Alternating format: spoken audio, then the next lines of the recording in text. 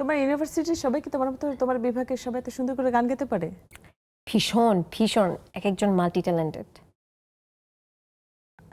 টিচাররা তো আছেনই অনেক, আমার ঢাকা সিনিয়র ভার্সিটির সঙ্গীত বিভাগের টিচাররা তো অনেক ভালো ভালো টিচার আছেন, কিন্তু অন্যান্য যারা সিনিয়র জুনিয়র স্টুডেন্টস আর কি সবাই কি খুব ভালো গাইতে পারে? গ্রেট, অনেক ভালো। আমি আমার আশেপাশের পরিবেশটাই এরকম যে এক একজন এত ভালো ইনস্ট্রুমেন্ট প্লে করে, আবার কয়েকজন অনেক ভালো গান গায়। আমি শখ হয়ে তাকায় থাকি পুরো একদম। মানে আমি একটু জানার জন্য বলি যে মাচ পিপলকে জানানোর জন্য বলি যে সঙ্গীত বিভাগে পড়তে হলে আসলে কি কি গুণ থাকা প্রয়োজন? সে শুধু কেউ আছে যে শুধু গাইতেই ভালো পারে, সে হয়তো কোনো ইনস্ট্রুমেন্ট বাজাতে পারে না, এরকম কোনো বাধ্যবাধকতা আছে কিনা? আমাদের হচ্ছে ফার্স্ট ইয়ার শেষ হওয়ার পরে আমাদের মেজর আলাদা হয়ে, মানে আগের যে নিয়ম ছিল সেটা অনুযায়ী নতুন নতুন সিলেবাসে একটু ডিফারেন্ট। লাইক নতুন সিলেবাসে হচ্ছে বর্তমানে সবাইকে সব জনরার গান গেতে হবে এবং সব জনরার কাজ করতে হবে এরকম। আর আমাদের সময়টাতে যেটা ছিল সিলেবাস, সেকেন্ড ইয়ারে ওঠার পরে মেজর আলাদা হয়ে যায়, যেটাতে স্বাচ্ছন্দ্য বোধ করে। যেমন আমার কিছু ফ্রেন্ড রবীন্দ্র মেজরে আছেন, আবার কিছু ফোক মেজরে, আমি যেমন নজরুল মেজরে আছি এখন। তো ইনস্ট্রুমেন্ট মেজরেও কয়েকজন চলে যায়, যেমন তবলা। হ্যাঁ, তো অনেকের থাকে যে না, আমি গান নিয়ে কন্টিনিউ করবো না, আমি ইনস্ট্রুমেন্টে যাব। তো সেই ক্ষেত্রে এই সুযোগটা আছে। এবং প্রথমে তার আগে ইন জেনারেল পরীক্ষা দিতে হয়, তারপর থেকে আরেকটা ভাইবা হয় তোমাদের? হ্যাঁ, তো মনে হয় আমাদের ইউনিভার্সিটি ও তো একই আসলে, একটা রিটেন দিতে হয়, একটা ভাইবা দিতে হয়। ভাইবা আসলে দেখে দেখে আসলে তখন আসলে মার্ক করা হয় যে কে ভালো গাইতে পারে, কার পারফরমেন্স কত ভালো হয়। যখন চান্স পেলে কি তোমার তো ইচ্ছে ছিল? আমার রাজশাহী ইউনিভার্সিটিতে ফিলোসফি এসেছিল, আর এদিকে ঢাকা বিশ্ববিদ্যালয়ের সঙ্গীত। তো দুটোই ওয়ান কাইন্ড অফ লাইক, আমি ওটাতেও যেতে চাচ্ছি কজ আমি পড়াশোনা অনেক বেশি পছন্দ করি, আবার এদিকে আমি মিউজিকটাও খুব ভালোবাসি। আর একটা ফ্যাক্টর হচ্ছে আমার সব কিছু ঢাকাতেই, অ্যান্ড ঢাকার বাইরে যাওয়া হয়নি। তো আমি ঠিক করলাম যে ঠিক আছে, মিউজিক নিয়েই পড়াশোনা করি, যেহেতু আমার ইচ্ছা আছে মিউজিকটা নিয়ে কন্টিনিউ করব, সেই তো কেন নয় একটু ভালো করেই করি। তো সেই ইচ্ছা থেকেই সঙ্গীতে ভর্তি হওয়া।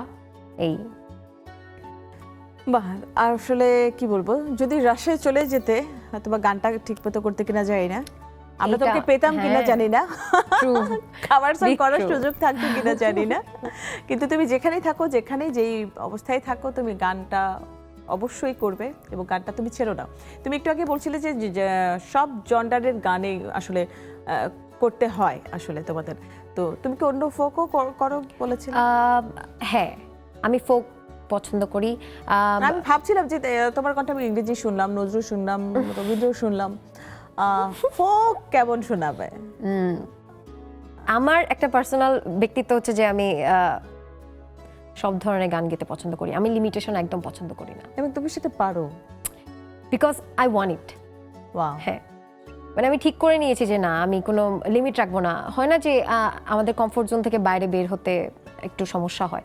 তা আমার হচ্ছে যে ছোট থেকেই কেন জানি আমি হুট করে একটা গান শুনতাম যে আচ্ছা এটা তো একটু ডিফারেন্ট জনরার গান, যেমন ওয়েস্টার্ন মিউজিকের প্রতি আমার যে একটা আকর্ষণ এখন বেড়েছে, এটার কারণ হচ্ছে এটাই যে আমার ওদের গান শুনতে ভালো লাগে।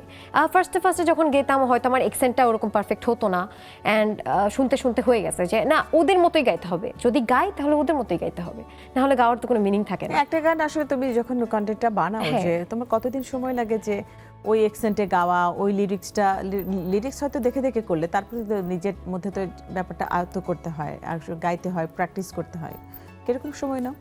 আমার একটা, আমি বলবো না, আমি জানি না, এটা আমার একটা সুপার পাওয়ার। আমি যদি গান গাওয়ার 20 মিনিটস আর 10 মিনিটস আগে বসি, আমার গানটা হয়ে যায়। হ্যাঁ, তো মানে এমনও আছে যে আমি ক্লাসে যাইনি আগের দিন, তো টিচার ভেবে নিয়েছেন যে আমি তো গানটা পারবো না, উনি আমাকে জাস্ট স্কিপ করে যাবে। কজ আমাদের তো মেজর আলাদা হওয়ার পরে স্টুডেন্ট কম, তো প্রত্যেকটা মেজরে আলাদা আলাদা থাকে, তো প্রত্যেকজনের খুব ভালো মতো টেক কেয়ার করা হয়। তো সেই জায়গায় উনি বুঝতে পারছে যে আমি তো আসিনি, দ্যাট মিনস আমার হবে না। অথচ আমার ক্লাসমেটরা যখন গাচ্ছিল, আমি ওটা শুনে শুনেই শিখে ফেলছি। এন্ড অফ দ্য ক্লাস আমি স্যারকে শোনাইছি, মানে তুমি সব জায়গায় বাজিমাত।